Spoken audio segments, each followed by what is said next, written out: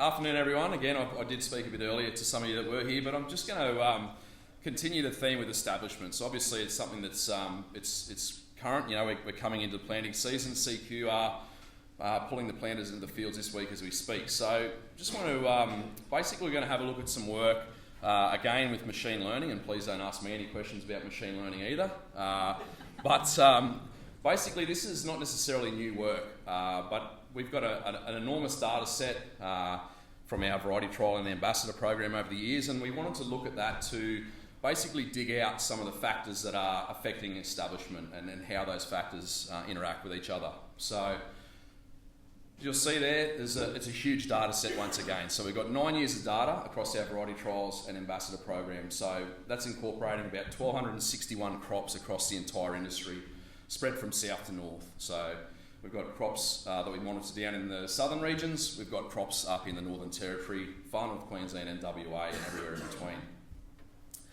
In terms of what we do with our variety trials program and our ambassador program, we have a fairly tight standard about how we do our establishments. So 5 metre segments across 3 replicates for each variety, and then those are punched into our variety trial program, affectionately known as Erica. You'll see there in the middle. So we have about 40 factors within that data set that we are measuring throughout the season that can be related back to establishment, and you'll see some of those in a moment. So again, we took that data set out of Erica, and what we've got in there, we punched it into a machine learning program, and then we asked it to look at the variables that are affecting establishment and what those interactions are between those variables. So initially, 40 factors were fed into that machine learning program.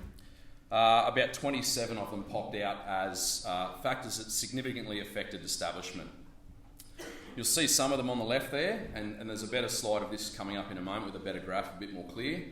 But basically what we did was we looked at those 27 variables and we decided, right, some of these are really closely related and they affect each other really closely, so we can refine this list down further. And things like temperature maximums, temperature minimums, average temperatures, day degrees, obviously very closely related, so we're able to incorporate some of those features and refine the list down. And we refine that down to a further 12, to the next 12 variables, which you'll see on this slide here. So key thing to note with these variables, they are independent, but they all interact with each other. And these variables could have a positive or negative effect on establishment.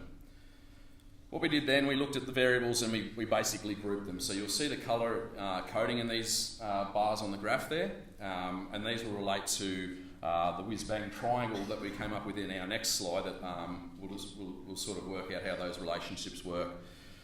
Basically, the green line at the top there was something that stood out, and this was the variable that had the most effect on establishment, seed incubation date. And there's probably no real revelation here. So obviously that's highly related to locality and conditions and driven by those factors as well. So if you're in the south, as Sarah mentioned, you've got a fairly tight window to plant into. So your seed incubation date is going to be, that window is going to be tighter, and that obviously is going to relate heavily to the temperatures that you're affecting at that time, that you're receiving at that time.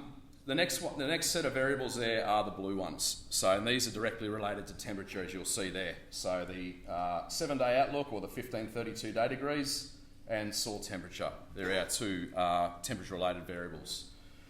The next section, which is the greatest section as it incorporated, is our yellow lines here, and they are our agronomic factors, things that we can control. So planting rate, stubble cover, planting speed, planting depth, field condition score, and I'll talk a little bit more about that in a moment, and the establishment method, be that pre-irrigated, watered up, or planting into moisture.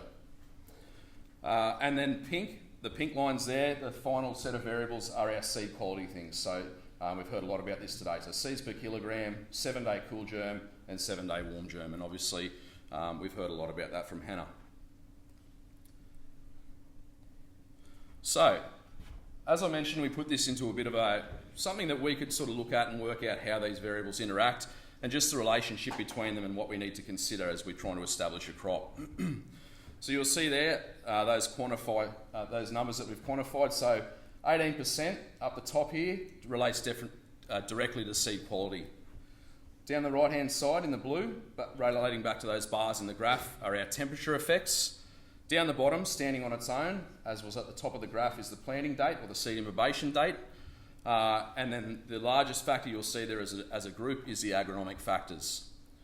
So the key thing that we pulled out of this work, I guess, was that obviously these factors are all interacting to ensure we get a successful establishment. So one factor is not ideal. We may have the opportunity to compensate with other factors to get that successful establishment. And so on that, I guess I just wanted to go back and recap some of the tools and the ideas that we do have around successful establishment. And you know, if you're starting to think about planting, you're looking at your field and you're saying, okay, I've got a really great field preparation here. My seed lots have arrived and I've got good quality seed lots. What's the next thing I need to consider? It's my temperature, and you may be able to work with that, as Sarah spoke about with what she was doing down south. You may look at it and you say, well, my field prep is not exactly where I want it to be. So what do I need to look at then? I can compensate through working with my temperature in terms of getting that establishment. So all these things a lot of these things are covered in our Fast Start Establishment Guide, and we've spoken a bit about the Fast Start program today, but all those factors there are covered in some way or shape or form within that booklet. Something I did just want to note here in terms of disease and insect levels, obviously very important, and that's been mentioned today as well in terms of getting crops established. As our variety trials program, we don't tend to measure, quantify all those sorts of, in terms of disease. We obviously make notes of disease impacts in the soil and when we're doing our establishment. The same with insects, but we don't have a quantitative list of those in our program. So we weren't able to feed that into the machine learning program.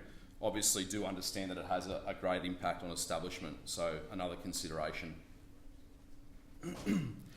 So the traffic light system, you've all seen this, we've spoken about this endlessly, but it is very relevant going into the planting as we move towards planting. So as you just saw there with Pato's presentation, our two variables down the bottom there, soil temperature at 10 centimetres above 14 degrees at 8 a.m, and obviously a forecast on a rising plain. What we did want to mention here is we understand that you will not always get a green light, or you may not always get a green light. And I talked about the traffic light system at the Cotton Conference 2 years ago in a presentation, and a couple of I had a few people come up to me after the presentation and said that was really great, but we don't always get a green light, and we do recognise that. So you may be planting on an amber light, that's fine, but you do then need to consider these other factors and which ones are the most important in making up that ground. So a key one here, again, if I mention you might have your field preparation looking really great, but you know your temperature and those sorts of things aren't going to be the best. So variety choice, tailing on the back of what Hannah spoke about earlier. Variety choice, seed density type, normal versus low density, and again on speaking on the back of what Sarah spoke about with order of planting with your varieties and your Auslots. And I just thought it was pretty important to put this little graph up here again. This is in the Fast Start Guide, and we've spoken about this a lot, but this is some of the work that Hannah and her team have done previous years, looking at normal density seed lots on the left, and I realise that these varieties are older varieties now. The work has been updated, however, this still stands to reason in terms of the varieties on the left are our normal density seed lots, and the varieties on the right represent low density seed varieties. You'll see there the green bars are optimal conditions, and there's very little difference between establishment under those conditions. However, when we move to the stress conditions and the grey bars, you'll see that there's a greater increase in lack of establishment between the lower density seed lots and the normal density seed lots. Field condition score, I won't go through all of this. Obviously, again, this is something from the Fast Start Guide, but it is something that we can use in terms of ensuring that we've got the best conditions set up for establishment, and again, relating back to those variables. So obviously, you would be aiming to try and get a field condition score of 1, but if you're in somewhere that's central Queensland, for instance, where you've got long season crops and you're trying to turn crops around really quickly to go back into cotton again, you're obviously going to be really up against it to try and get a field condition score of 1. So that's where you'll be looking at some of these other variables to try and get those results. It's really simple, but something that may be overlooked and something that we really need to consider. So planter maintenance, checking that simple planter checklist that we've got in there. Planting speed, obviously these relate back to all the agronomic factors that were in that list, that 42% of factors. So planting rate, again, whether you need to bump up your seeding rate if you don't have the best seed conditions, the seed bed conditions, or maybe your germ is down a little bit. Planting depth, again, is a consideration, and then obviously establishment method. So whether you're going to plant and water up, or whether you're going to pre-irrigate, or in a dry land situation, perhaps planting into moisture.